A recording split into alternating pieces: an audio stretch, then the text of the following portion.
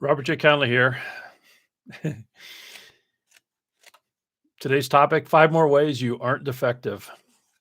Um, Now, what I wanna make clear is that, the these are ways you're not defective, but it also doesn't mean that your behavior is always acceptable. And so, this is about your innate characteristics, what you can't change about your basic makeup. So that's the deep down aspect, but the other aspect to be aware of is that we all can, to a certain degree, control our behaviors. It's not always, um, it isn't always, controllable, but that we do have a certain level of control. And so the reason for this topic, though, is that if you can come from a perspective of I'm not defective, because there are none of us has a shortage of people in our lives that will tell us how we're defective. Now, fortunately, we all have people who can make the distinction between behaviors versus, uh, you know what your problem is, or there's just something wrong with you. And so, what I want to do is share 5 more ways in which there are, people are accused of either directly or indirectly of being defective, and that's not the way to look at it. So, I want to help you reframe these and to um, move forward productively. So, I like to use this little analogy. Hopefully, it helps. But, the mushy ride of an old Cadillac is not a defect. That's the way those cars were designed. Now, a Ferrari driver getting into a Cadillac, that mushy Cadillac to drive it, what will he do? She do? Overwhelmingly, uh, "Oh, this thing is a piece of junk. This thing doesn't work. This thing whatever." No, that's the way it was designed. That's its fundamental way of being. The Cadillac's way of being is a soft, mushy ride. The Ferrari's way of being is a rough ride, is a very firm suspension. And so, you cannot, change that. The way they were designed is the way they were designed, and it is up to the driver to then adjust one's point of view about it and also the way one handles it. And so in that case, again, you have to acknowledge the fundamental makeup and then adjust. And so this is about acknowledging fundamental makeups and then adjusting. And so the powerful approach is, again, is this self-talk of I'm not defective, and now I need to look at my behavior. I need to look at my choices about, not just behavior, but my choices of venues of where it is that I'm operating. So, the, first one that I want to talk about is, uh sorry, I just remembered I forgot one other thing. So none of this is intended to be an excuse for poor behavior either. So, a response of, "Well, I can't help it. That's just the way I'm wired." That doesn't cut it. An internal response of, "Wow, that's the way I'm wired. Now where do I go from here?" That's productive. So, first accusation, you worry too much.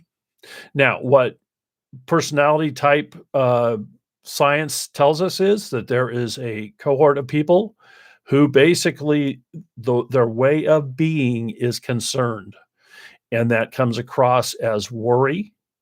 And one of the aspects of that personality type also is that they tend to be rear view mirror oriented.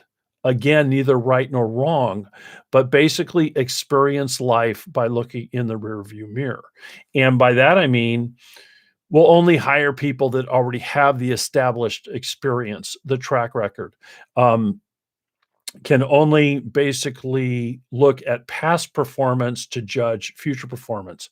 A fairly low in fairly or fairly low intuition type of person. Now, if you want to start to make progress with yourself or with another person like that, attempt to ask the question, put yourself 5 years out. Now look back, what would you want this to be? And to literally take that person to the future and have them look back, because by looking back, they can start to make the assessment and answer the questions and move forward, and maybe still with some worry. All right, number 2, you're too sensitive.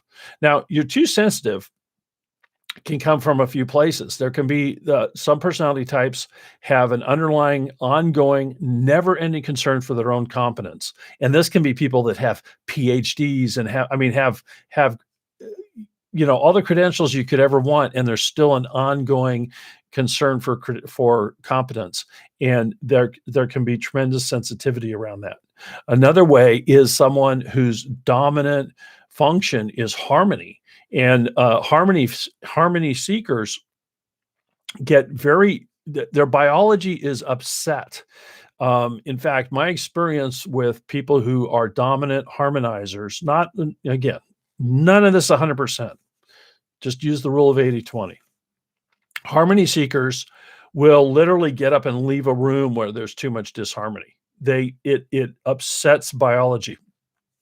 And so this is one of those situations where choosing venue, being okay with being totally confident and comfortable with going, I need to excuse myself, not being sheepish, not being apologetic. It's like, this room is boiling over for me. You guys might be having fun. I'm not defective.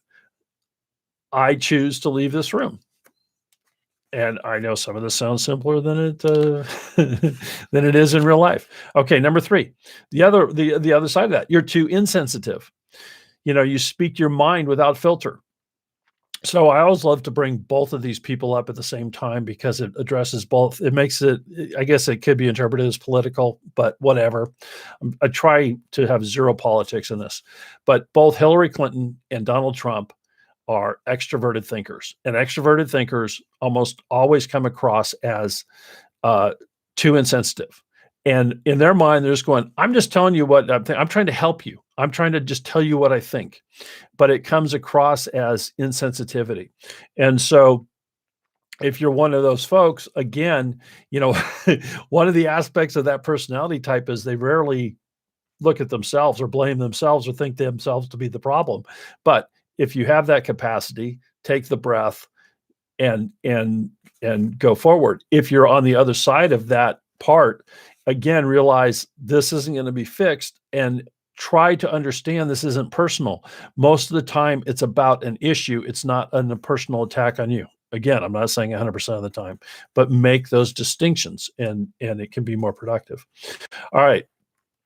Number 4, you're too quick to judge.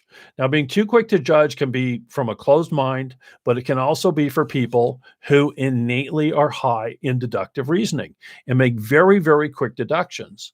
And so this is not a defect.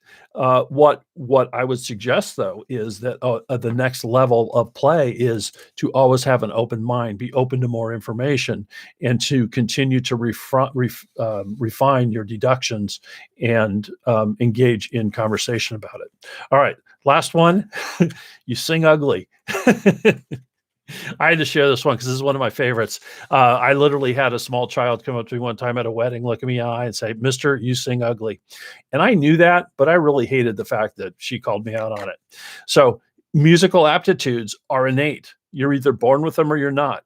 And you can't change that. Now, one of the benefits of being low in musical aptitudes is you can enjoy a lot more music than the people who are really high, because people who are really high in musical aptitudes can hear everything that's wrong. All right. So this whole thing is about remove the internal conversation about I'm defective. There's something I need to fix about my innate self, because you can't do that. But to then look at it and go, wow, can I change my behavioral choices? I'm Robert J. Conley. I hope this helped.